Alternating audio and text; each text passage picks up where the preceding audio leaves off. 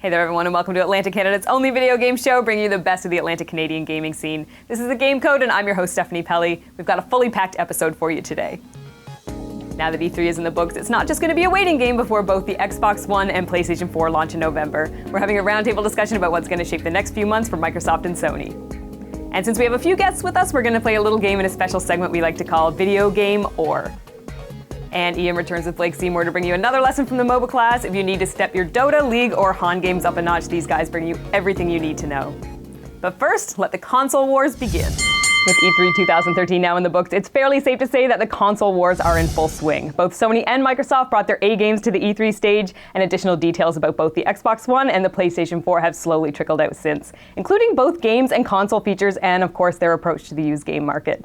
One thing common to both is that we'll surely see them on the shelves this coming November. So what we wanted to do is a bit of the State of the Union on the battle, what we might expect leading up to launch. So joining us is a familiar face to the show, Adam Morehouse from LAGTV, as well as our producer, Yazeed Sobaih, who has been kind of on the sidelines for a lot of the discussions we've had so far. And as an Xbox fanboy, and the fact that we've kind of been I've had enough. Okay, I have to be here. A little cynical, but that's what happens when you take primarily PC gamers and make them talk about consoles. Okay, so he is here to, one, defend the Xbox and also to offer some insight on PlayStation 4 as well.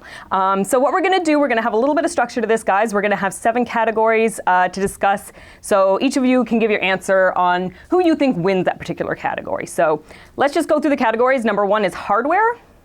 Then we're going to do aesthetics, online services and features, used games, exclusives, the price point, and then overall short-term and long-term success. So first off, let's talk about hardware, and this includes everything from the inputs on the back to the hard drive inside the console. Yazeed, go first. Who wins? Okay, so I have to, first of all, I want to say that the past roundtable, I know it just seemed like it was just completely, on the side for PlayStation 4. So I'm here to kind of give those Xbox fanboys, the fair kind of backup that they're looking for. So that being said, I do pick the Xbox to win this category. The reason being is that a lot of people leave this out, and that's the Kinect. So the Kinect is part of the hardware, okay? So, and I think it's very underrated technology. Not a lot of people give it the credit it deserves. And, just the fact that it has all these built-in features, now it's considered built-in as opposed to the previous Xbox. So built-in features of audio and, motion detection and things like that. So in terms of who wins it, I'm going to have to go with Xbox for having the Kinect and what it can do. Adam, what do you think? Okay, I don't want to cut you down, but I'm going to cut you down. But I'm going to cut you down. So I go with the PS4. And I have to say that just, I do appreciate the Kinect as a piece of technology, because it really is. You can't deny the fact that 2 1080p cameras in there doing what they do is actually very impressive. But I don't count the peripherals as part of the package. It's just convenient that Microsoft has packaged every single console with the Kinect for understandable reasons and whatnot. But the actual box itself, PlayStation 4, is objectively like 20-30% more powerful. They've had to downclock the Xbox for reasons that we're not 100% sure about yet, but they're assuring people that the cloud will help with that problem down the road. And then there's always a discrepancy between the 2 different types of RAM that they were using that people have been talking about for quite a while. But at the end of the day, objectively, the PlayStation takes that category until we somehow see how the magic hands at Microsoft make the cloud do all the work for them. Let's talk about aesthetics. This is kind of a little bit subjective, and I know a lot of people are saying, does this even really matter in the long run when you consider all the other features of both consoles? But which console would you prefer in terms of how it looks? And our technical director, Mark, kind of made a joke about how, the PlayStation 4 is slanted so it could fly off the shelves faster. So what do you think in terms of looks? I mean, the Xbox kind of looks, it looks like an entertainment unit, essentially, whereas the PlayStation still kind of has that little bit of a console feel to it. So Adam, what do you think? Who wins this one? Saying that the Xbox looks like an entertainment console is polite. I would say it looks more like a Betamax player. Really, it's the way that I've seen the best comedic description of these two is that the Xbox is bold and the PlayStation is italic, and that's like how it goes. I mean, the Xbox is built, and it is larger by the looks of it anyway. I haven't seen the exact dimensions of the consoles yet, but I think it's pretty obvious the Xbox is bigger. And a lot of that's just for cooling space from what I understand, but the PlayStation is just a sleeker looking console. It looks more like a console than the Xbox does. The Xbox looks like it which is probably on purpose, like it's an all-in-one box, right? Yeah. And that's what they're shooting for. Yeah. But aesthetically, I'm not really a fan of both of them, to be completely honest with you.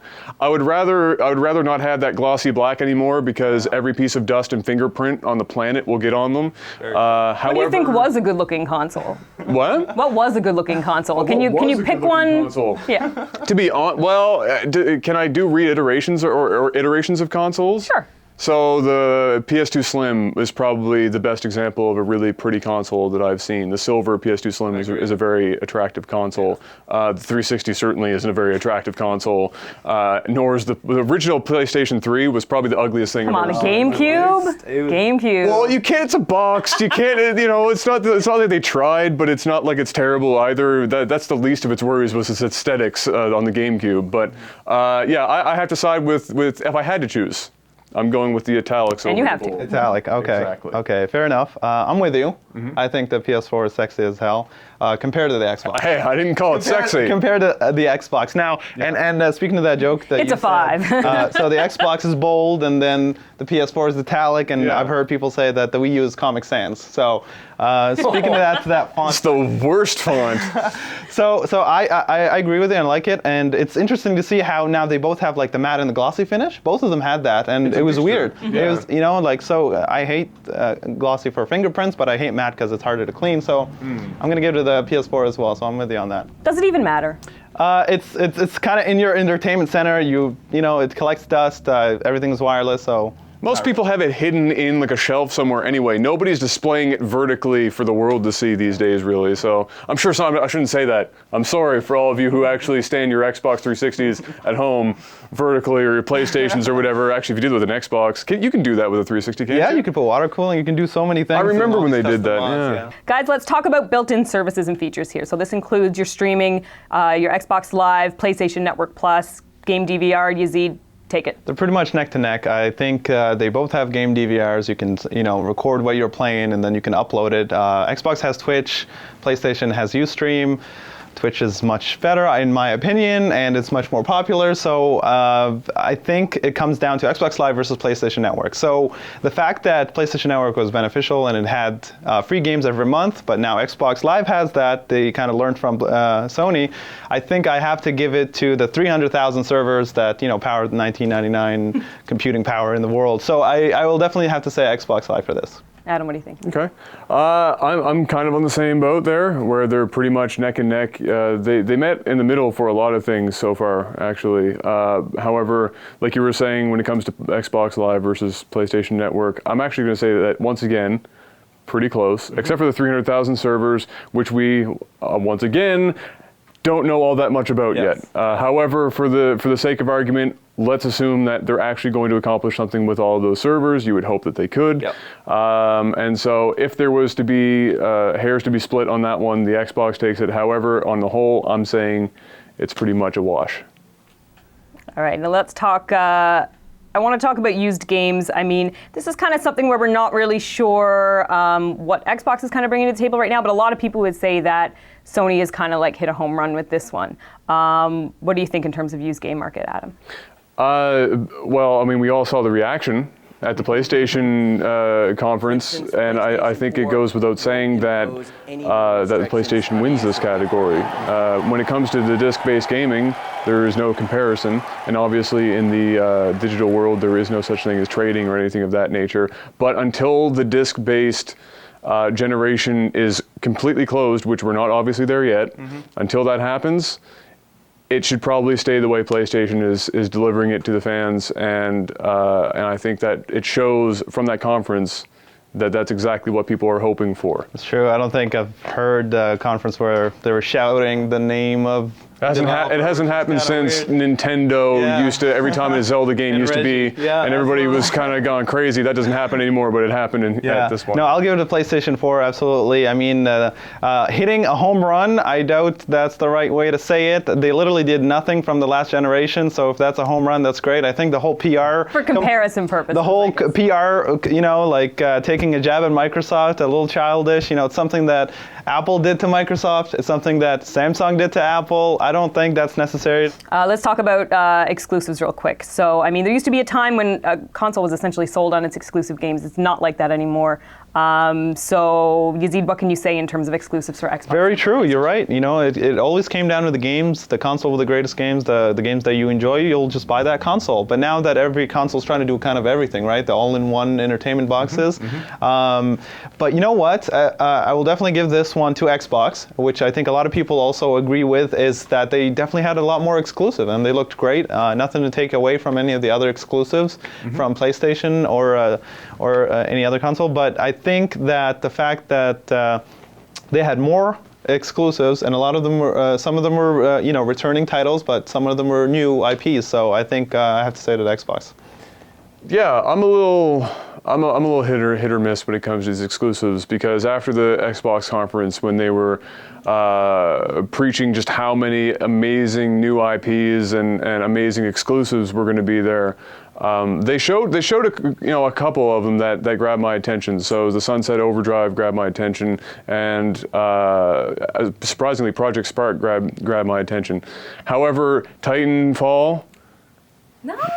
No, that was my favorite out of the whole thing. Titanfall is Call of Duty plus Mech Warrior, Mech Assault plus BioShock plus some weird, and I don't know how it's going to work. However, PlayStation has Naughty Dog, and in my books, as long as they hold down Naughty Dog, they're going to win exclusives from now until the end of time. What do you think? I still think Xbox. All right, we've got to talk price point. I mean, obviously, Xbox One price point is higher than PlayStation 4. Now, I've heard people say what Xbox is offering is worth $1,200. So if I have to spend like $500 in order to get this, I'm going to spend it, and that's worth the money for me. So what do you guys think in terms of price comparisons? Well, I mean, I think it's quite obvious why the Xbox is $100 more. It's because Microsoft made the decision to package a Kinect in every single box, and that's the only way that you could describe it, because everything else about the two are pretty much the same. So I think, and they did it because they want it to be an integral part of the experience, so it's not like they just packaged it in there for the sake of packaging it in. But to the consumer, $100 difference might not have been a huge deal, except for after you added on top of everything else that they nailed in that conference, and then when they announced that price point, then suddenly they might as well have been Jesus coming out, because everybody was bowing down to Jack Tretton like he was the second coming, right?